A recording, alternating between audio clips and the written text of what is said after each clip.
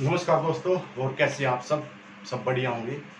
तो हम मैथ की क्लासेस आपकी दो दिन से नहीं ले पाया मैं, क्योंकि स्ट्रैटेजी पे थोड़ा काम कर रहा था स्ट्रैटेजी के। और मैथ की क्लास भी आपकी कंटिन्यू रहेगी, ऐसी बात नहीं है मैथ की क्लास नहीं होगी। मैथ, स्ट्रैटेजी के और रीजनिंग डेली 3 क्लासेज अब आपको मिलेंगी डेली। और स्टैटिक जीके मैथ का तो हमने जो एक चैप्टर कंप्लीट किया है एवरेज वाला, और सेकंड जो चैप्टर पढ़ रहे हैं वो है नंबर सिस्टम। नंबर सिस्टम के हमने लगभग 3 क्लासेज ली हैं, उसको भी हम आगे कंटिन्यू रखेंगे, ठीक है। अब बात कर लेते हैं जीके।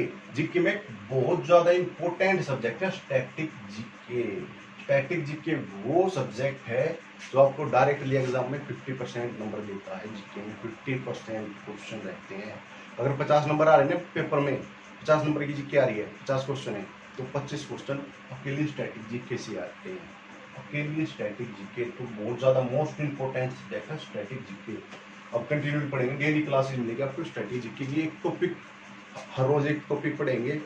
जैसे दिल्ली पुलिस को टारगेट में लेकर पढ़ रही हैं, तो स्ट्रैटेजी हमारे पास अब लगभग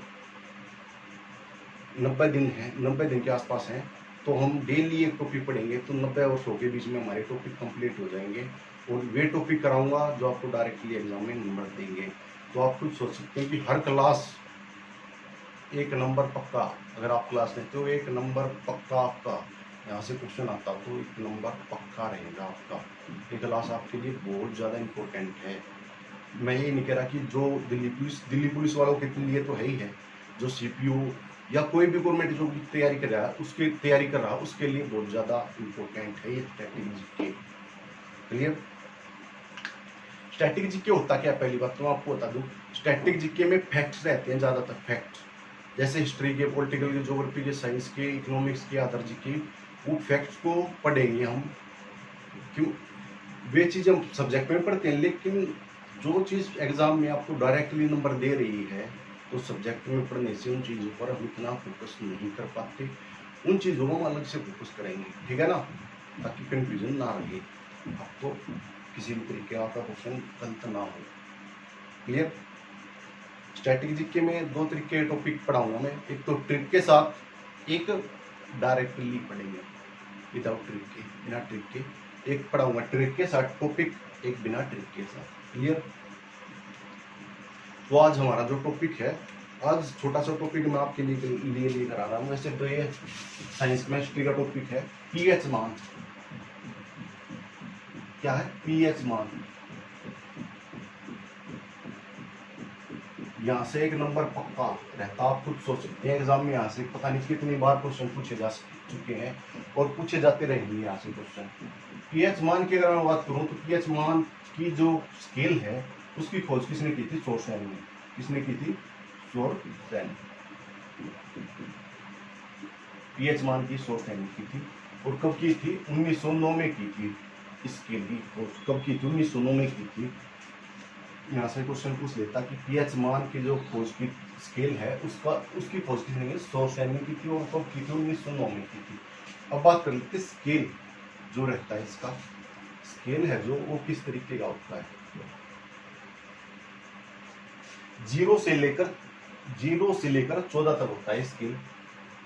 0 1 2 3 4 बीच में उदासीन रहेगा 7 8 9 10 11 12 13 14। ये स्केल जो पीएच स्केल होता है उसकी पूछ लेते हैं, उस पर कहाँ से कहाँ तक गिनतियाँ होती हैं या नंबर होते हैं। तो 0 से लेकर 14 तक होती हैं। ये जो 0 से लेकर 6 के बीच में ये अमलीय है, और जो 8 से लेकर 14 तक है ये सारी है। क्लियर। अगर मैं बात करूं, अगर आपसे पूछ लिया जाए कि अम्लीयता 6 में ज्यादा है या 3 में ज्यादा है, तो 3 में ज्यादा अम्लीयता। क्यों, इस तरफ बढ़ेंगे ना तो अम्लीयता बढ़ेगी, और इस तरफ बढ़ेंगे तो क्षारीयता बढ़ेगी। पूछ लिया आपसे क्वेश्चन कि अम्लीयता पीएच स्केल के 6 में ज्यादा है या 2 में ज्यादा है। 2 में ज्यादा है अम्लीयता। कुछ बच्चे सोचेंगे घट रही है, लेकिन वो चीज उल्टा होता है, बढ़ती है। और इसमें क्या होगा, क्षारीयता बढ़ेगी जैसे जैसे जैसे 10 में ज़्यादा होगी, फिर उसके बाद 11 में और ज़्यादा होगी, 13 में और ज़्यादा होगी, सही क्लियर। और जो 7 होता है ये उदासीन होता है, क्लियर। अब बात करते हैं कि यहाँ से जो क्वेश्चन आते हैं डायरेक्टली एग्जाम में पूछे जाते हैं, कि यहाँ से जो क्वेश्चन बनते हैं पूछता कि पीएच मान पूछ लेता है। जैसे मैं लिखूं यहाँ पर समुद्री जल का पीएच मान आपसे पूछ ले,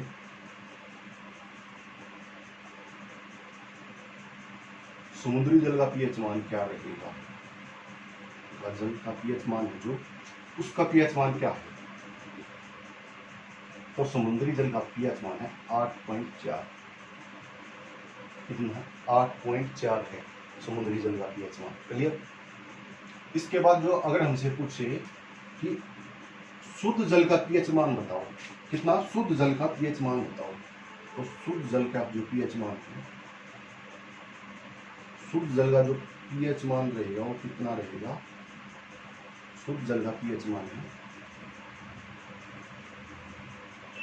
शुद्ध जल का पीएच मान है 7, क्लियर। शुद्ध जल का जो पीएच मान है जो 7 है। आप चाहो तो एक अलग से रजिस्टर बना लीजिए स्टैटिक जीके का, हर एग्जाम में यहाँ से क्वेश्चन मिलेंगे आपको। एग्जाम के 10 दिन पहले इसको उठाकर पढ़ लेना, एग्जाम में आपको डायरेक्टली नंबर देंगे जितने भी मैं कराऊंगा, ठीक है। शुद्ध जल का पीएच मान कितना है 7 है। इसके बाद हमसे पूछे कि नींबू का पीएच मान क्या है, नींबू का पीएच मान क्या है, तो नींबू का पीएच मान होता है 2.2, कहीं जगह 2.4 होता है, लेकिन राइट आंसर है वो भी राइट, या तो ये देगा या 2.4, अगर दोनों दे दे तो आपको ये टिक करना होगा, क्लियर। इसके बाद में बात करूं टमाटर का पीएच मान क्या है, टमाटर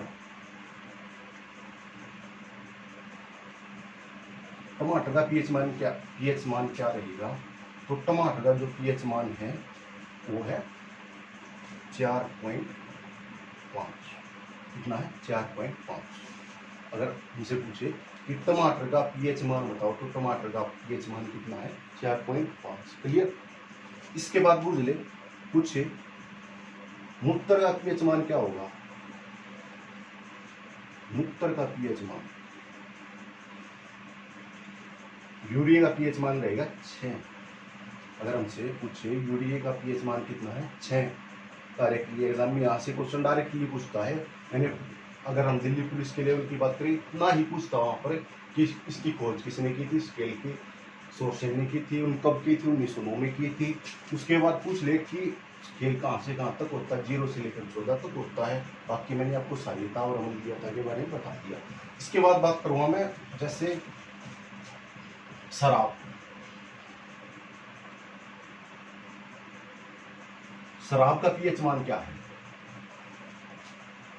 शराब का पीएच मान है 2.8, कितना है 2.8 पीएच वैल्यू है, शराब की पीएच मान कितना है 2.8। इसके बाद अगर मैं बात करूं नमक का पीएच मान कितना होता है, नमक का पीएच मान रहता है 7, पीएच कितना होता है 7।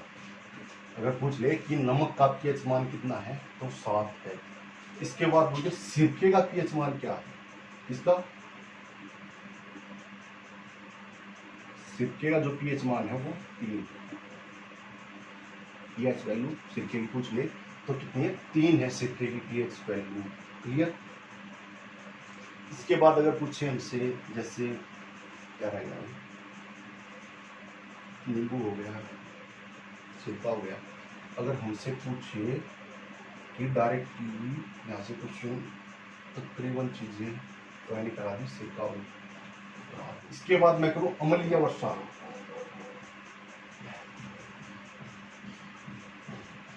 वर्षा है जो अम्लीय वर्षा का पीएच मान कितना होता है, तो अम्लीय वर्षा का जो पीएच मान होता है होता 5, पीएच कितना होता है 5। अगर एग्जाम में डायरेक्टली पूछ लिया था अम्लीय वर्षा का पीएच मान बताइए तो कितना हुआ 5। इसके बाद दूध का पीएच मान कितना है, दूध की पीएच वैल्यू पूछने से तो दूध का पीएच 6.4 से 6.6 तक रहेगा। ऐसे टॉपिक लेकर आऊँगा मैं, जो डायरेक्टली आपको एग्जाम में नंबर देंगे। आप खुद देख सकते हैं, जितने प्रैक्टिस सेट बार आप देखोगे ना, हर बार यहाँ से क्वेश्चन आते हैं और दूसरे एग्जाम में। इसके बाद मैं बात करूँ, जैसे रक्त का पीएच मान क्या होता है।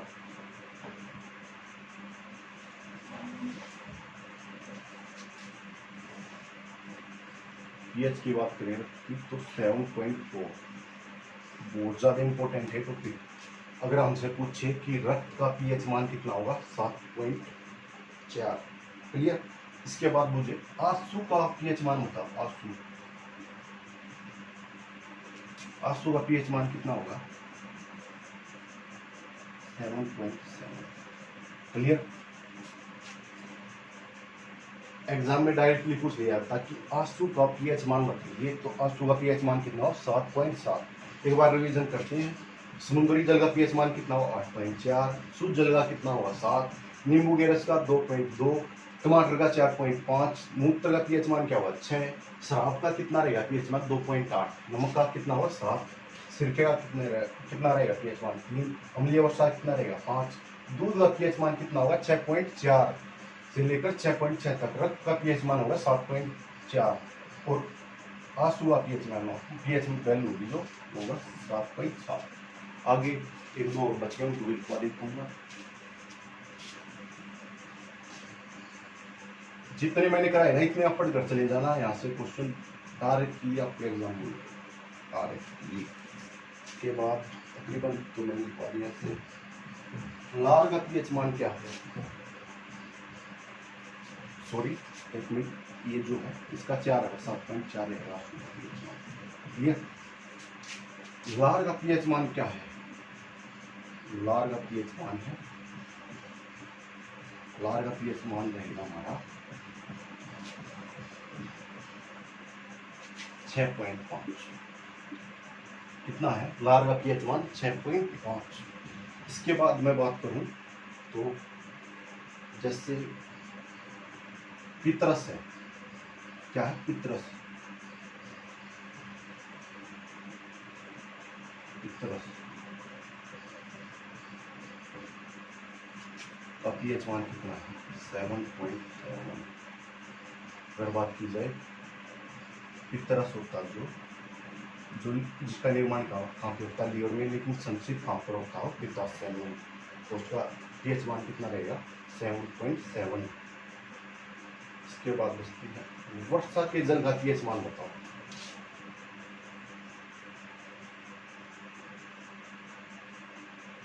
वर्षा की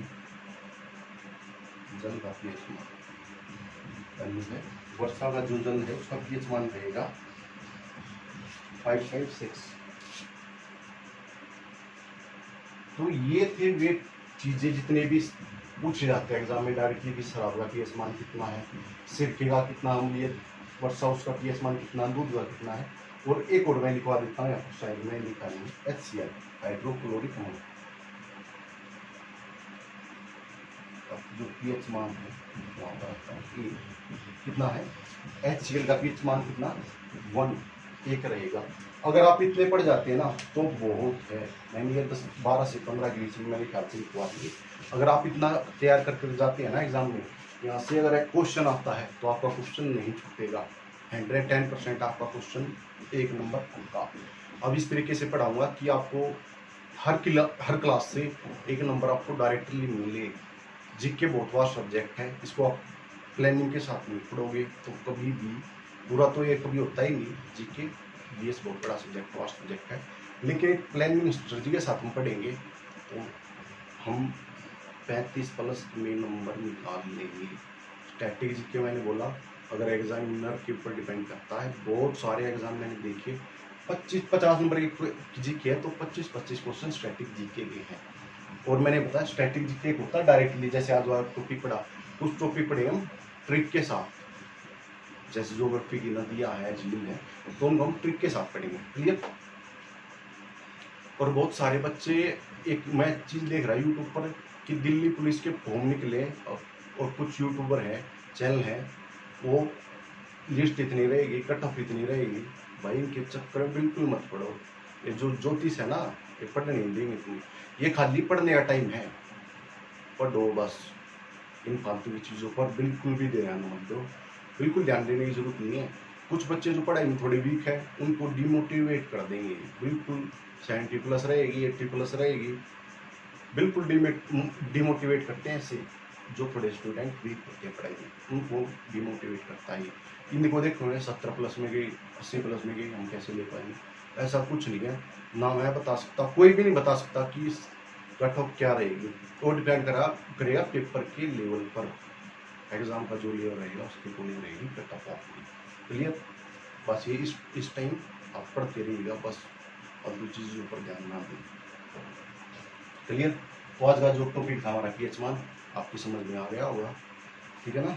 ऐसे ही डेली आपको स्ट्रैटेजी के लिए क्लास मिलेगी, वो टॉपिक लेकर आऊँगा जो डायरेक्टली आपको एग्जाम में नंबर देंगे। मैथ भी साथ के साथ पढ़ेंगे और रीजनिंग की क्लास भी हम जल्दी स्टार्ट करेंगे, ठीक है ना? तो चैनल को सब्सक्राइब, लाइक और कमेंट करके ज़रूर बताएं कि क्लास कैसी लगी आपको, कमेंट जरूर किया गया, ठीक है ना? मिलते हैं नेक्स्ट क्लास में, तब तक के लिए जय हिंद, जय भारत।